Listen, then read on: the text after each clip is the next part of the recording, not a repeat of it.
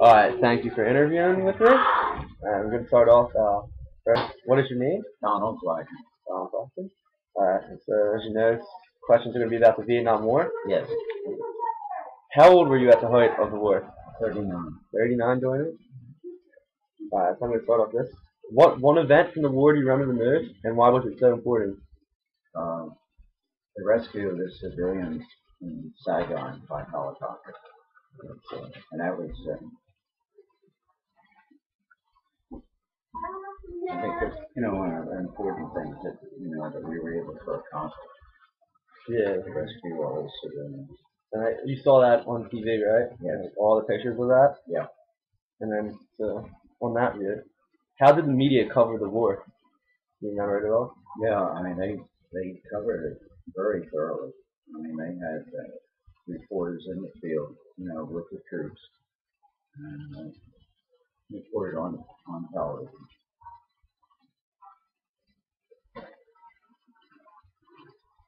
And all the major networks had reports. Did you think that some sources might have been biased in the reports? Yes, they Yeah. were. Yeah. Especially, not so much the major networks, but like, I'll say like CNN and some of the other television companies. Do you think that some of them they changed during the war, and like it kind of helped promoted it earlier to kind of portraying it negatively later? Yeah, they did. I mean, in the beginning, I think they were, most of them were, trying to report it accurately. But as the war continues on, and our successes weren't very good, they got pretty negative about the war. Yeah. So, how did you feel about anti-war protests during it? Well, I didn't realize like them, but I really understood their reasons, because the fact that we really shouldn't have been. So, going on that, you didn't think the war was justified? No, I really don't. They used the term they wanted the domino effect and wanted to contain communism. Yeah, I mean, that was the premise, that they really wanted to, contain communism, but what it cost us in the way of lives and disrupted, our country. I don't, it really wasn't, to me, it wasn't really worthwhile. Yeah. What were you doing at the time of the war, maybe from 1965 to 1973? I was working. Working? Yeah. Working. I worked for really a construction company. Did your job have any influence? Like, did you have to do anything that related to the war? Did you feel any change in your schedule related to the war? No. No. Did you have children during the war? Yes. And how old were they? Okay, let's see. At the beginning of the war, David would have been 5, and Ron would have been 2. So you never really had to worry about your son being drafted? No. Never had that way? No. Did you know anybody that went to the war? Yes. Did you sense any difference on the return? They, of course, when they returned, they didn't really get a very good reception, like after other wars. Because of the people, the country really wasn't very supportive of the war, and of course, when they came back, they didn't really get parades, or they didn't really get a warm reception. So going off that, what views did the people around you hold on the war? Most of the people felt that, that it wasn't justified. What we paid in the cost of lives, and really didn't accomplish what they needed to do. Did these views differ from yours, or did you fall into it? Pretty much felt the same way.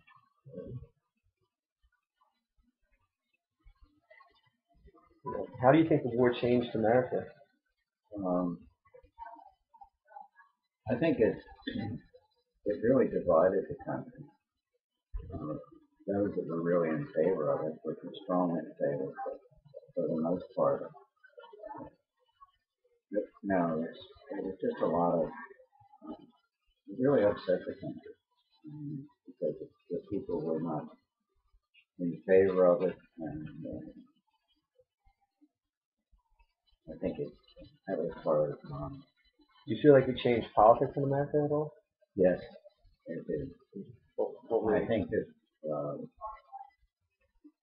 there were those that were strongly in favor of it, and then again, many were not in favor of the war, and it really changed.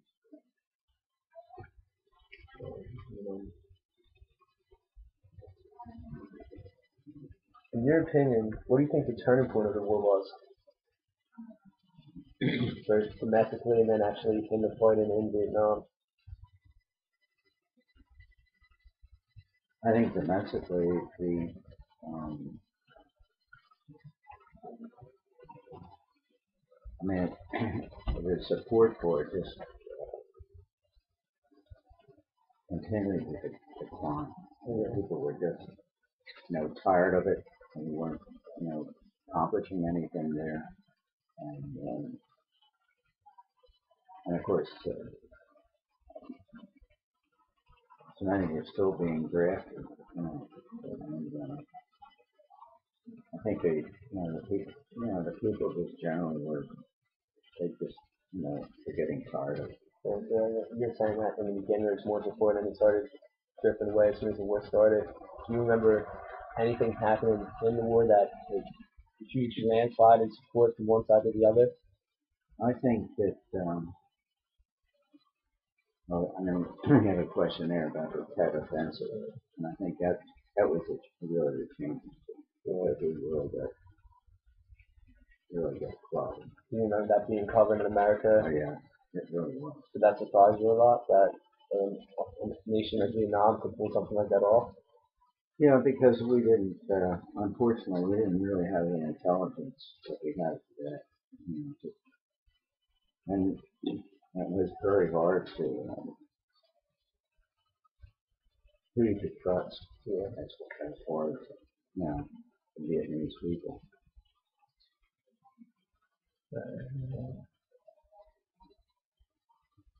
You were saying you worked for that construction company. Where did you live during the war? In the, In New where York. we live now. Was there a strong enlistment in that area during it? Do you remember that? Yeah, There were a lot of people. yeah, there's, protesters, would protest in front of the draft boards, in front of that, like the armory, which is in media. A lot of protests were in front of the armory. There was, a lot of tension. In regards to the draft and conscription, do you remember any like unfair draft stories you heard where people would get bought out or people would like go along with the war with wealthier families and whatnot? No, I don't. I don't really remember anybody that was, uh, say, paid money to, to get out of the draft. A lot of them went to Canada to avoid the draft. Um, Did you know anyone who went to Canada? no, I didn't know anybody. Well, you remember hearing about what Muhammad Ali did and him refusing to fight? You remember that at all? No, I don't. And, have you visited any memorials or participated in any commemorations of war? No. Yeah. Let me see. Feel like the ones that do the memorials for the soldiers that they're valid that they should have done? Yes. Yeah, the Vietnam Memorial, for those that go there, it's a very moving experience. They go and try to find, somebody that they served with, on that memorial. it's well worthwhile. That's one of the, as I said earlier, that they didn't really get a good reception when they came home. I think the construction of the memorial really has helped. I mean, so it was tension in the country that you noticed, and then what was like in domestically the most amount of tension that you witnessed or that you like saw or experienced during the war? I think mostly the protests, the peace groups. I think that was uh, probably the most stressful time. Just because there were still those that were in favor of it. There were clashes between the two groups. Do you remember any protests specifically at like Kent State and what happened there? I do remember that. That was built there. But I remember most of the ones that, local, like I said, that, in front of the draft boards or,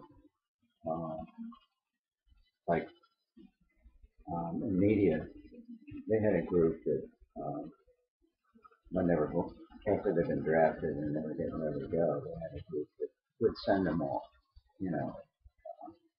But at the same time, you had the people protesting there alongside of there wasn't, I can't say clashes, but there was, Definitely some tension. It really was. Do you remember what the main demographic was of the protesters? Were the age group, males, females? Um, I would say most were in their 30s or 40s, and they, I would say, about 50-50 between men and women. So mostly people around your age? Yeah, yeah. What do you think was giving them the motivation to go out? The draft was aimed more at 18-year-olds. Well, they just felt that, the war was not worth it. And they felt strongly that, these young men shouldn't have been drafted. It just, one of the things that upset a lot of people, they felt that the draft itself was favoring those who were in college a lot. It was sort of unbalanced because it seemed like there was an awful lot of African Americans being drafted as against white boys.